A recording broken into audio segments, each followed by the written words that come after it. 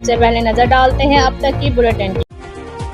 حافظ آباد میں ضلعی مسلم لیگ کاف کی جانب سے چودھری پرویز الہی پر تشدد کے خلاف احتجاجی ریلی کا انعقاد۔ احتجاجی ریلی کی قیادت ضلعی صدر محمد آصف چٹھا نے کی۔ ریلی کے شرکاء مسلم لیگ نون کے خلاف نعرے لگاتے فوارہ چوک سے پریس کلب پہنچے۔ چودھری پرویز الہی پر تشدد معاف نہیں کیا جائے گا، آصف چٹھا۔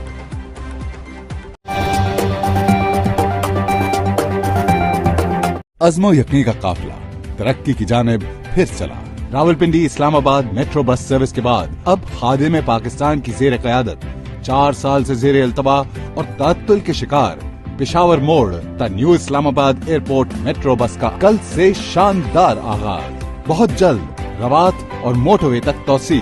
راولپنڈی اور اسلام آباد کے شہریوں کے لیے شاندار سفری سہولت۔ روزانہ کی بنیاد پر 1.5 لاکھ سے زائد مسافر مستفید۔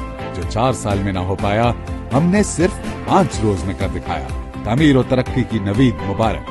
عوام کو پاکستان سپیڈ مبارک۔ اب نعرے نہیں، بس کام۔